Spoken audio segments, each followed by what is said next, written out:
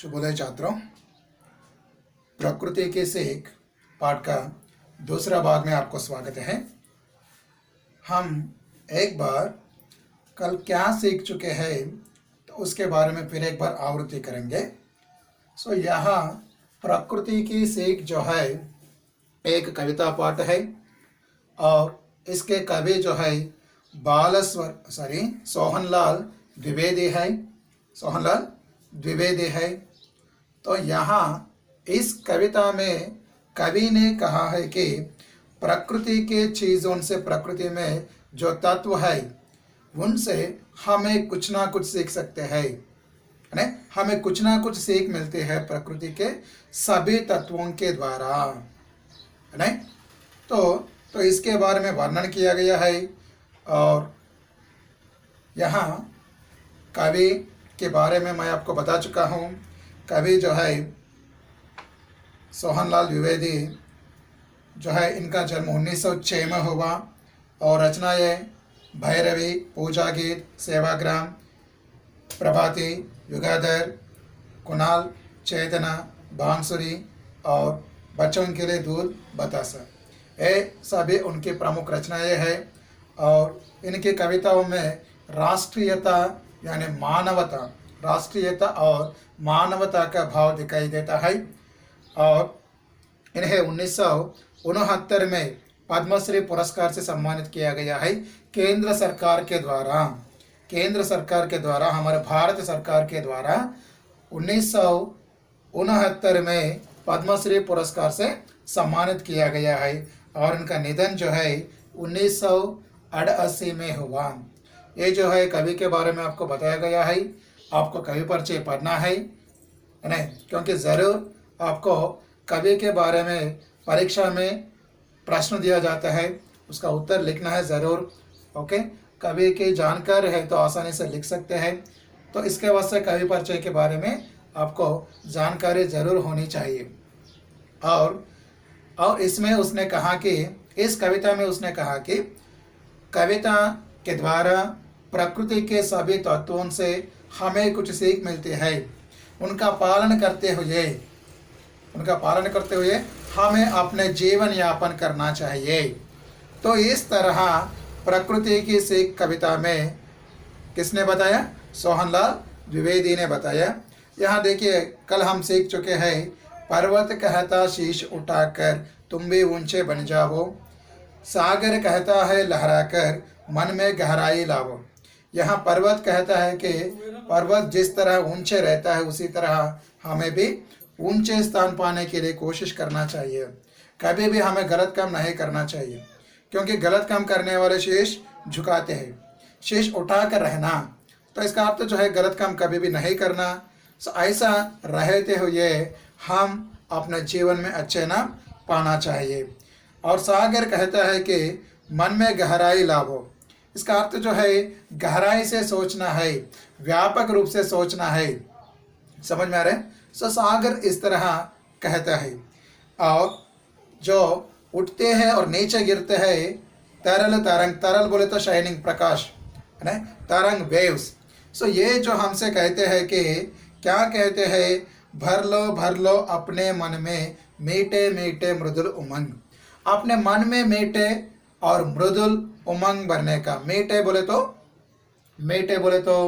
क्या है? स्वीट। मृदुल बोले तो सॉफ्ट। उमंग बोले तो उत्साह का, हैप्पीनेस। भरना है। तो इसका अर्थ जो है, एक बार तरंग ऊपर उठते हैं और फिर नीचे गिरता है, लेकिन उसी तरह उसको देखते हुए हमें इस बात को ध्यान रखना चाहिए कि आदमी के जीवन में सुख दुख ज़रूर रहते हैं। हमारा जीवन जो है सुख दुखों का संगम है ना, सुख दुखों का संगम है। इसे ध्यान में रखकर हमेशा सुख से रहने के लिए, आनंद से रहने के लिए कोशिश करना चाहिए, सागर के नहीं तो समुद्र के तरंगों को देखकर।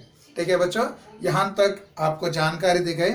अब उसके बाद क्या कहा है कवि ने इस कविता में, देखिए। पृथ्वी कहती धैर्य न छोड़ो, कितना ही हो सिर पर भार। पृथ्वी कहती धैर्य न छोड़ो, कितना ही हो सिर पर भार। नभ कहता है फैलो इतना, ढक लो तुम सारा संसार। नभ कहता है फैलो इतना, ढक लो तुम सारा संसार। पर्वत कहता शीश उठाकर तुम भी ऊंचे बन जाओ। सागर कहता है लहरा कर मन में गहराई लाओ। यहाँ देखिए, इसके बाद कवि का आशय है, कवि ने जो कहा है पृथ्वी कहते। पृथ्वी बोले तो अर्थ, शब्दार्थ में लिख लीजिए पृथ्वी। पृथ्वी का अर्थ जो है धरती। पृथ्वी का अर्थ जो है धरती। धरती बोले तो अर्थ।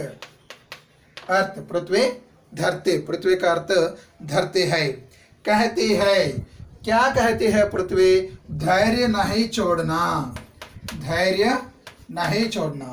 धैर्य बोले तो हिम्मत। हिम्मत, करेज। करेज, ओके। धैर्य नहीं छोड़ना है हमें, कब कितना ही हो सिर पर भार। सिर बोले तो शीश। सिर का अर्थ जो है शीश, इसका अर्थ जो है हेड। सिर का अर्थ जो है शेष, हेड। सिर पर कितना ही भार होने पर, भार, ये भार का अर्थ है वेट। वेट, सिर पर कितना ही भार होने पर, ओके। यहाँ कहा गया है कि सिर पर कितना ही भार होने पर, तेलुगु में कहते हैं तలకు मिंచిన భారం, नहीं। सो सिर पर कितना ही भार होने पर भी हमें धैर्य नहीं छोड़ने को सीखना चाहिए। धैर्य को हम नहीं छोड़ना है। धैर्य को नहीं छोड़ना है। धैर्य नहीं छोड़ना किससे सीखना है? पृथ्वी को देखकर। क्योंकि इस धरती पर, इस पृथ्वी पर हम सब है। हम सब इस धरती पर है, नहीं। इस धरती पर हम सब लोग हैं। पेड़ पौधे हैं, भवन है, धरती है। सो इतना भार होने पर भी पृथ्वी जो है धैर्य से रहती है। तो उसी तरह कितना ही भार होने पर भी, कितना ही भार होने पर भी हम कभी भी धैर्य नहीं छोड़ना चाहिए। कभी भी धैर्य को नहीं छोड़ना चाहिए हमें। समझ में आ रहा है? तो इस तरह कितना ही भार होने पर भी धैर्य को नहीं छोड़ना। कुछ लोग सोचते हैं मुझे ही इतनी सारी समस्याएं हैं, लेकिन हमें याद रखना है कि वो धनवान हो नहीं तो गरीब हो, नहीं, जो भी हो, सभी के लिए समस्याएं है। सभी के लिए समस्याएं है। लेकिन कुछ लोग सोचते हैं कि मुझे ही इतनी सारी समस्या है, इन समस्याओं को कैसे सुलझना है, तो इस तरह सोचते हैं।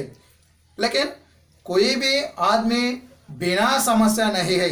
समस्या नहीं रहने वाले आदमी, तकलीफ नहीं रहने वाला आदमी कोई भी नहीं है इस धरती पर।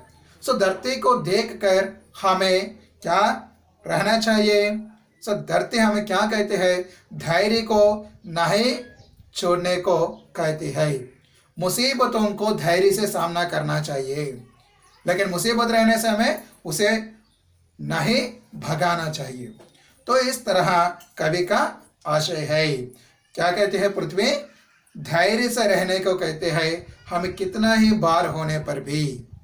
और उसके बाद देखिए, नभ कहता है फैलो इतना। नभ, नभ का अर्थ जो है, नभ, नभ का अर्थ जो है गगन, यानी स्काई। स्काई नभ कहते हैं, इसके ऊपर रहते हैं, धरती के ऊपर, नहीं। सो नभ क्या कहते हैं? फैलो इतना। फैलो, फैलना, टू स्प्रेड। फैलना, इसका अर्थ है टू स्प्रेड। फैलो इतना। नभ क्या कहते हैं? हमसे फैलना चाहिए। नभ जो है सारे विश्व में फैल गई है। इस धरती पर धरती का विशाल जिस तरह का है, नभ का विशाल भी उसी तरह का है, सारे विश्व के ऊपर नभ फैल गई है। और क्या कहते हैं, ढक लो तुम सारा संसार, ढकना, ढकना बोले तो कवर, ढकना तुम सारा संसार। संसार का अर्थ जो है, संसार का अर्थ जो है दुनिया, दुनिया, इसका अर्थ जो है अंग्रेजी में वर्ल्ड नहीं। सो नभ क्या कहते हैं बोले तो यहाँ धरती पर, ओके, पूरे धरती पर, धरती के ऊपर नभ जो है फैल गए है। सो हमें भी इस तरह के व्यापक रूप से रहना चाहिए, व्यापक रूप से सोचना चाहिए। नभ क्या कहते हैं, फैलो इतना, ढक लो तुम सारा संसार, ढक लो तुम सारा संसार। सो संसार के ऊपर नभ फैल गए है, व्यापक हुई है। सो उसी तरह हमें भी व्यापक रूप से सोचना चाहिए। तो इस तरह इस कविता से हमें इस तरह के सीख मिलते हैं, शिक्षा मिलती है। प्रकृति के सभी तत्वों से हमें कुछ ना कुछ सीख मिलते हैं, वो इस पाठ में हमें बताया गया है, इस पाठ में हमें बताया गया है। तो इस तरह हमें याद रखना है कि ये सभी जो है प्रकृति के तत्व है, इनसे हम कुछ ना कुछ सीख सकते हैं, कुछ ना कुछ सीख सकते हैं हम, समझ में आ रहे। अब हम इसमें जो व्याकरणांश है उनकी जानकारी करेंगे। व्याकरणांश आपको फिर एक बार इस कविता को पढ़ना है, ध्यान से पढ़ना और समझ में आने के लिए कोशिश करना है, और ये शब्दार्थों को भी पढ़ना है। और उसके बाद अब हम व्याकरणांश के बारे में देखेंगे। आपको दिया गया है भाषा की बात, भाषा की बात इज नथिंग बट व्याकरणांश, व्याकरण से संबंधित अंश है। अब देखिए इसमें पहला जो है क्या दिया गया है, पुनरुक्ति शब्दों को पहचान कर उनसे वाक्य प्रयोग करना चाहिए। कविता पढ़ना है, कविता में पुनरुक्ति शब्दों को ढूंढना है और उनसे वाक्य प्रयोग करना है। यहाँ देखिए बच्चों, एक जो है मीठे मीठे दिए गए हैं पुनरुक्ति शब्द, पुनरुक्ति शब्द, पुनरुक्ति शब्द बोले तो रिपीटेड वर्ड्स, जैसा यहाँ दिए गए हैं मीठी मीठी, नहीं पाठ में मीठे मीठे दिए गए है। सो ये मीठे मीठे पुनरुक्ति शब्द है। एक ही शब्द दो बार आने से, साथ में आने से उसे पुनरुक्ति शब्द कहते हैं। यहाँ एक उदाहरण दिया गया है, बच्चे मीठी मीठी बातें करते हैं। तो इस तरह आपको क्या करना है, पुनरुक्ति शब्दों को पहचानना, ढूंढना है और उससे वाक्य प्रयोग भी करना चाहिए। तो इसमें कौन से पुनरुक्ति शब्द है, एक जो है मीठी मीठी, और उसके बाद उठ उठ, उठ उठ, उठ उठ, उठ उठ, यहाँ उठ है और यहाँ उठ है, उठ उठ, और उसके बाद भर लो भर लो, भर लो भर लो। तो इस तरह ये पुनरुक्ति शब्द दिए गए हैं इस पाठ में, पुनरुक्ति शब्द दिया गया है। और उसके बाद देखिए कुछ विलोम शब्द भी है, विलोम शब्द ये हो गई है। अब विलोम शब्द लिख लीजिए। पुनरुक्ति शब्द है मीठे मीठे, उठ उठ, भर लो भर लो। इनसे आपको क्या करना है, वाक्य प्रयोग करना है। और उसके बाद विलोम शब्द, विलोम शब्द, विलोम शब्दों को देखिए, विलोम शब्द पाठ में जो विलोम शब्द है वो लिख लीजिए और उनसे भी वाक्य प्रयोग करना चाहिए।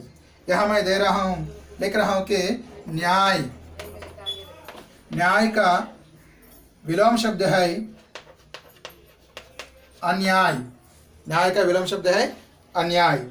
और उसके बाद धैर्य, धैर्य का विलोम शब्द है अधैर्य, अधैर्य, धैर्य का विलोम शब्द है अधैर्य। हिंसा, हिंसा अहिंसा, हिंसा अहिंसा, जैसे महात्मा गांधी ने कहा अहिंसा परमो धर्मः, हिंसा इसका विलोम शब्द जो है अहिंसा। और उसके बाद देखिए शांति, शांति अशांति, अशांति, शांति का विलोम शब्द अशांति है। यश अपयश, यश अपयश। और धर्म, धर्म अधर्म, धर्म अधर्म, धर्म अधर्म, ओके, धर्म अधर्म। गौरव, इसका विलोम शब्द जो है अगौरव,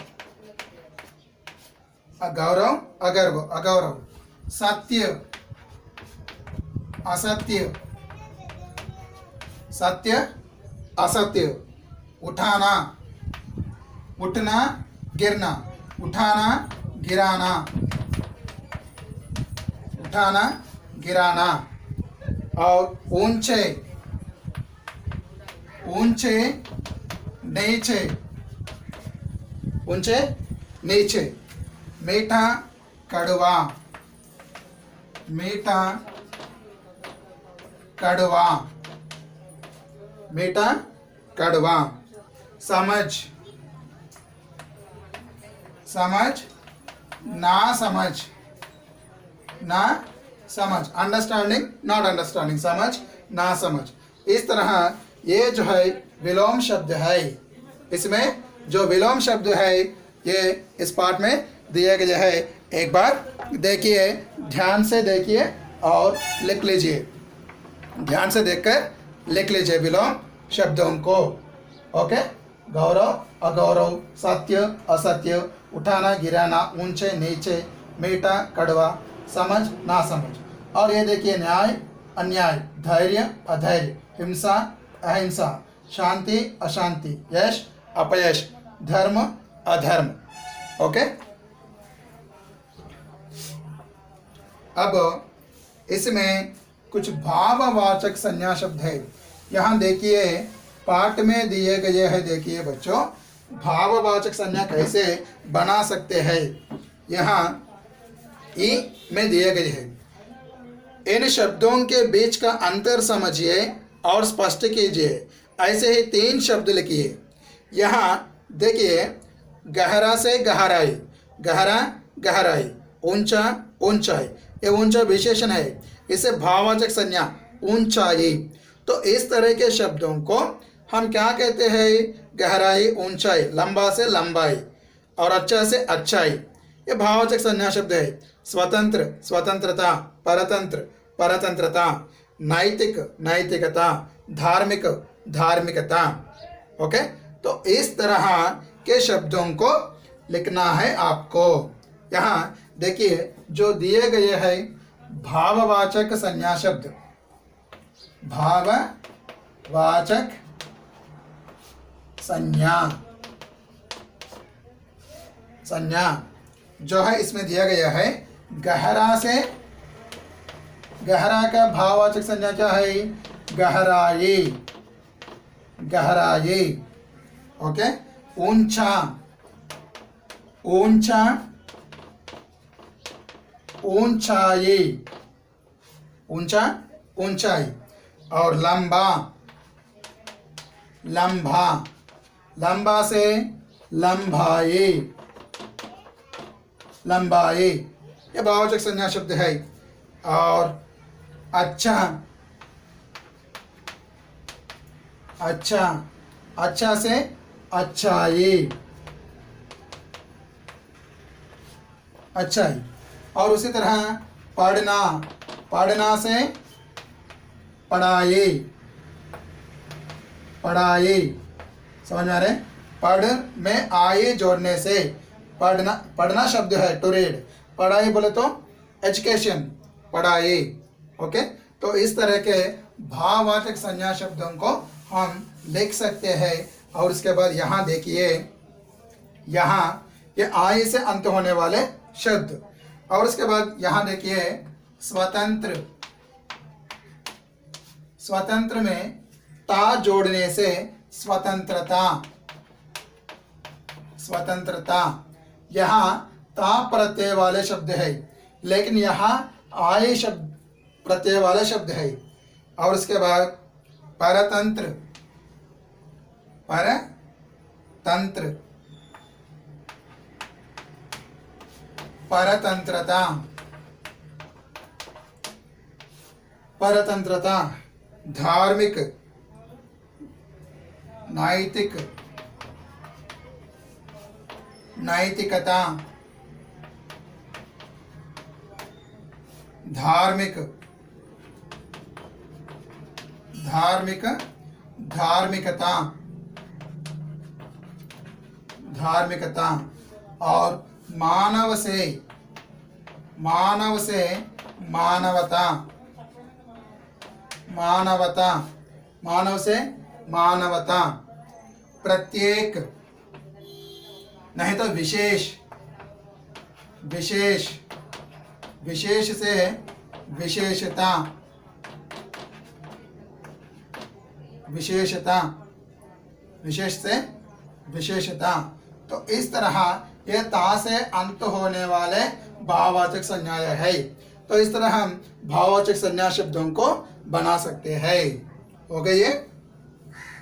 और अब कुछ प्रत्यय पाठ में दिया गया है, प्रत्यय जोड़ना है, प्रत्यय बनाना है। यहाँ देखिए, नीचे दिए गए शब्दों के साथ एक प्रत्यय जोड़कर लिखिए। यहाँ दिया गया है, देखिए, ई भाग एक प्रत्यय जोड़कर लिखिए, एक प्रत्यय जोड़कर लिखिए। कैसे लिखना है एक प्रत्यय जोड़कर? यहाँ जो है एक प्रत्यय जोड़कर लिखना है। कैसे लिखना है हमें? यह ई है,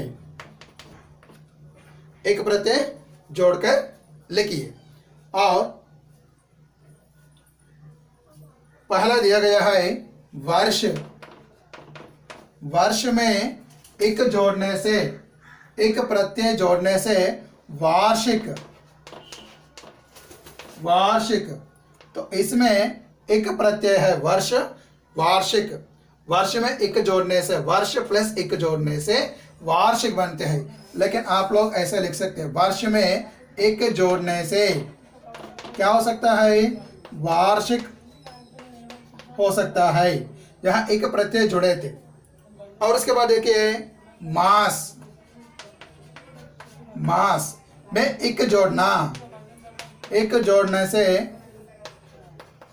मासिक, मास में एक प्रत्यय जोड़ने से मासिक। और उसके बाद इतिहास,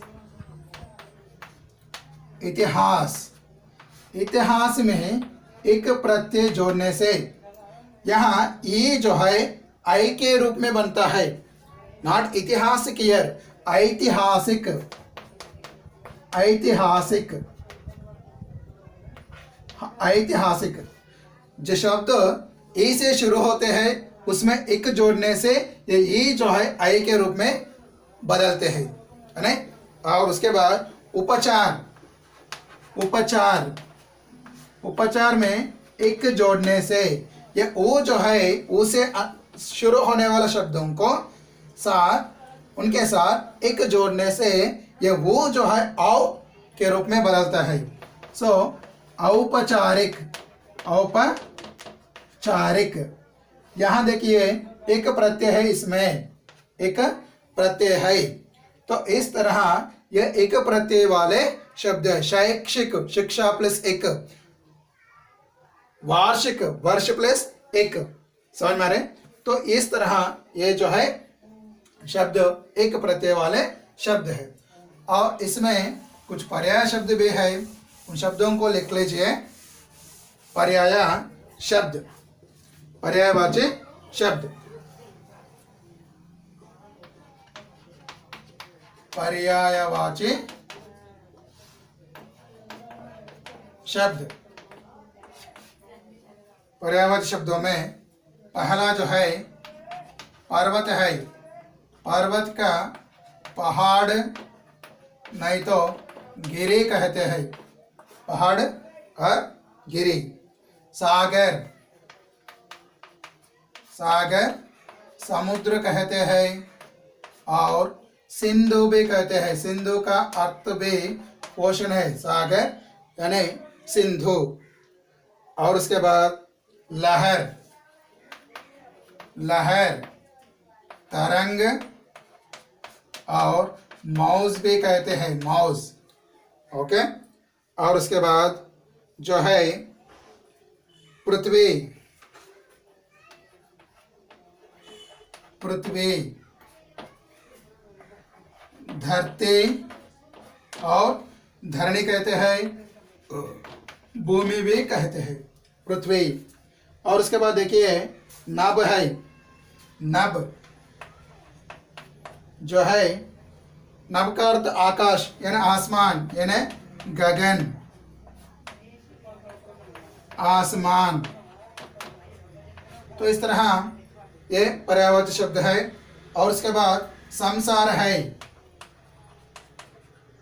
संसार ये जो है दुनिया यानी विश्व, ये जो है इसमें आए पर्यायवाची शब्द है।